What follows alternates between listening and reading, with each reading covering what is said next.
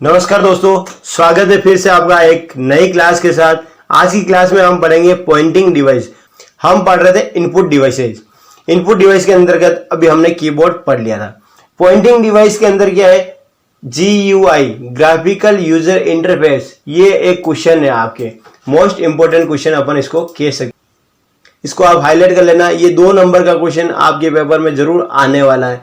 आपको ये तो पता ही है, आपके पेपर में टोटल 35 क्वेश्चन आते हैं और 70 नंबर का पेपर होता है। मतलब प्रत्येक प्रश्न आपके 2 नंबर का होता है। तो 35 × 2 बराबर 70 नंबर का आपका पेपर होगा। उसमें से एक प्रश्न ये होगा GUI का फुल फॉर्म क्या है? ग्राफिकल यूजर इंटरफेस, या फिर ग्राफिकल यूजर इंटरफेस का शॉर्ट नेम क्या है? GUI।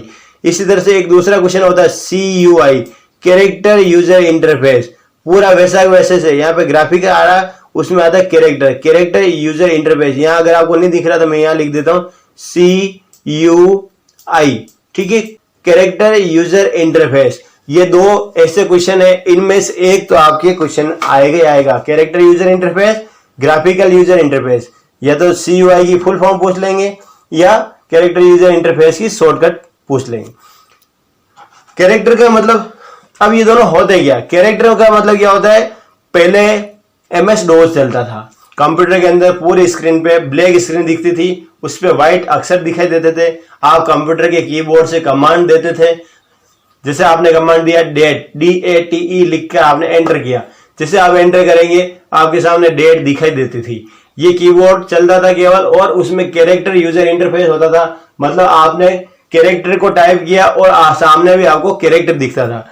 और अब आ गया है विंडोज के अंदर क्या होता है? ग्राफिकल यूजर इंटरफेस होता है। मतलब सामने आपको वैसा का वैसा नक्शा दिखाई दे रहा है जैसा कि आउटपुट में होता है। ये जो बुक है ये आपकी बाहर भी वैसे दिख रही है जैसे कंप्यूटर के अंदर भी दिखाई देती है। तो ग्राफिकल यूजर इंटरफेस का मतलब क्या होता है? जैसा पर्यावरण बाहर दिखाई दे रहा है, जैसा कलर कोडिंग वगैरह, बोर्ड या आपकी क्लासरूम जैसी आपको बाहर दिखाई दे रही है, वैसे की वैसा अगर आप फोटो करके खींच के आप कंप्यूटर में डालोगे तो वो वैसा दिखाई देने लग जाएगा।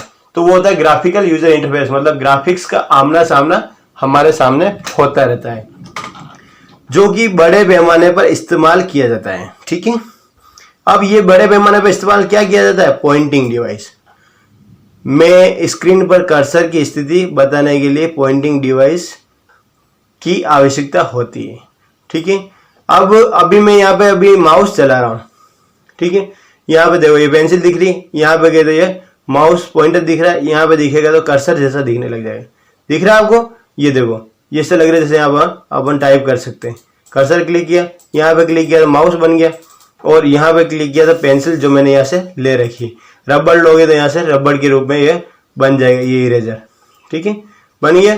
तो ये अपन माउस, मेरे हाथ में एक माउस है, एक हाथ से मैंने माउस पकड़ रखा है, उसको जैसे जैसे टेबल पे मूव कर रहा हूँ यहाँ पर स्क्रीन पे वो मूव हो रहा है। तो इससे क्या कहते हैं? पॉइंटिंग डिवाइस कहते हैं। पॉइंटिंग डिवाइस निम्न प्रकार से है। अब वो भी अलग अलग होती है। माउस को भी पॉइंटिंग डिवाइस कहते हैं, ट्रैक बॉल को भी पॉइंटिंग डिवाइस कहते हैं, टच पैड को भी पॉइंटिंग डिवाइस कहते हैं, ट्रैक बिंदु, track point, graphics tablet, joystick एवं टच स्क्रीन, ये सारे क्या है? पॉइंटिंग डिवाइस के पार्ट हो गए। अब इसको मतलब अलग अलग भागों में बांट दिया। ये आगे आने वाले हैं, इनको विस्तार से अपन आगे पढ़ लेंगे।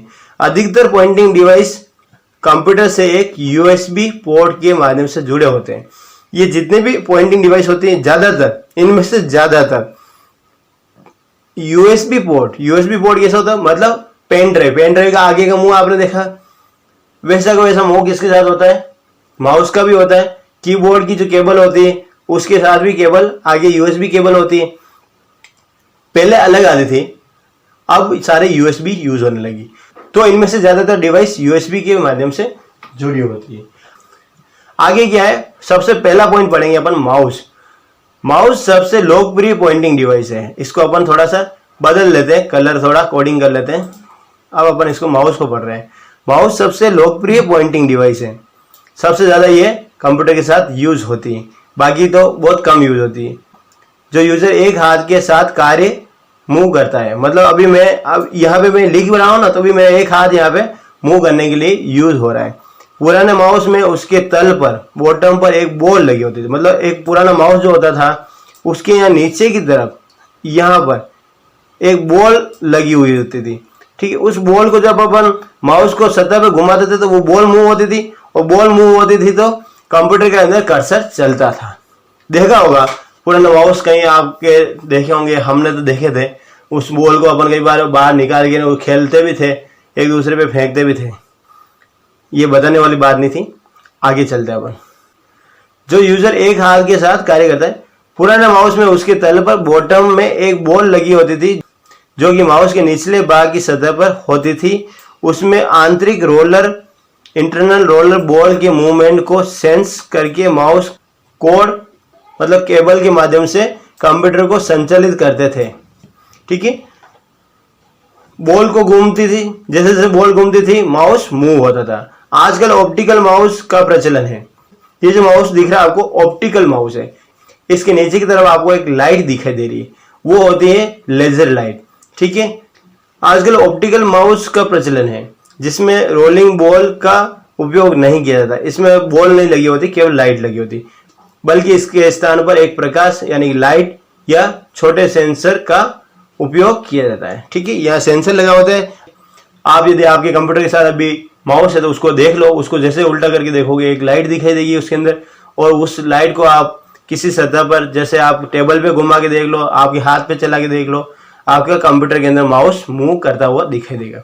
वो उस लाइट के माध्यम से चलता है, जो कि एक मेज की सतह के एक कुछ छोटे से भाग से माउस को मूवमेंट का पता लगाने के लिए इस्तेमाल किया जाता है। ठीक है, यह तार रहित वायरलेस माउस रेडियो तरंगों के माध्यम से कंप्यूटर के साथ संचालित बनाए जाते हैं।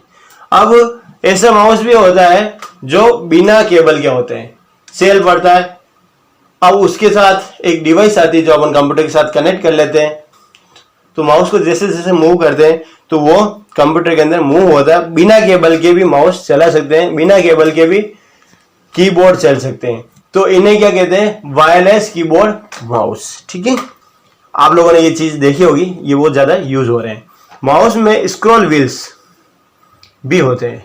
आपने देखा होगा माउस के ऊपर एक व्हील होता है, बटन रोलर, उसको आप घुमाते हो तो ये जैसे ऊपर नीचे होता है, ऐसे है ना, जो कि GUI ग्राफिकल के साथ काम करने में सहायक सिद्ध होता है। मतलब आपको कोई भी इमेज देखनी तो आप उसको मूव करके आराम से देख सकते हैं। प्रारंभिक PC mouse, traditional PC mouse में 2 बटन होते हैं। मतलब नॉर्मल जो माउस होता है उसमें 2 बटन होते हैं, लेकिन किसी किसी माउस में, जैसे मैकिन्टॉश माउस जो होता है उसमें 1 बटन ही होता है। कितने बटन होते हैं? 1 बटन। तो लेफ्ट बटन का यूज ही होता है ज्यादातर, राइट बटन का यूज कहीं कहीं करते हैं, बाकी अपन सारी चीजें लेफ्ट बटन से खोल सकते हैं। अगला है टच पैड। आज की क्लास थोड़ी लंबी होने वाली है, आराम से आप सीट हो गए, बैठिए, समझिए। टच पैड का यूज क्या करते हैं? ये टच पैड कहाँ यूज होता है? लैपटॉप के साथ। ये आपका लैपटॉप दिखाई दे रहा है, यहाँ टच पैड दिखाई दे रहा है। ये इतनी सी जगह से इस पे आपको उंगली मूव करोगे और आपके सामने कर्सर चलता हुआ दिखाई देगा। ये अभी मैं माउस टच पैड के साथ ही चला रहा हूँ मेरे लैपटॉप के माध्यम से। पहले ये मेरे माउस से चला था, ये देखो अभी मैं माउस चला रहा हूँ, अब मैं टच पैड से चला रहा हूँ। ये होता है एक लेफ्ट बटन और यहाँ होता है राइट बटन। इसको आप प्रेस करोगे तो लेफ्ट बटन का यूज करेगा माउस, और इसको प्रेस करोगे तो राइट बटन का यूज होगा। आगे बढ़ते हैं इसमें। आजकल अधिकांश लैपटॉप कंप्यूटर में एक टच पैड पॉइंटिंग डिवाइस होती है। यूजर टच पैड की सतह पर उंगली को फिराकर या फिसलाकर स्क्रीन पर कर्सर को एक जगह से दूसरी जगह मूव करने में काम लेता है। आपने चलाया होगा लैपटॉप चलाते तो आप क्या करते हैं? माउस नहीं होता है और ये केवल टच पैड होता है, उस पर उंगली घुमाते तो अंदर कर्सर चलता है। लेफ्ट एवं राइट क्लिक बटन पैड के नीचे स्थित होते हैं। ये देखो, ये जो पैड है इसके नीचे लेफ्ट और ये राइट 2 बटन होते हैं।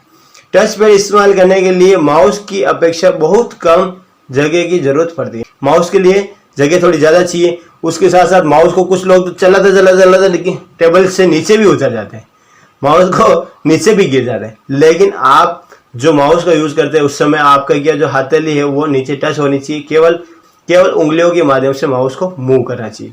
टच पैड इस्तेमाल करने के लिए माउस की अपेक्षा बहुत कम जगह की जरूरत पड़ती है और इनमें कोई चलित भाग, मूविंग पार्ट भी नहीं होता है। ठीक है, ये जो डिवाइस है इसमें मूविंग पार्ट नहीं होता है। मूविंग पार्ट का मतलब यूं है कि ये इधर उधर हिलता नहीं, टच पैड इसी जगह रहता है।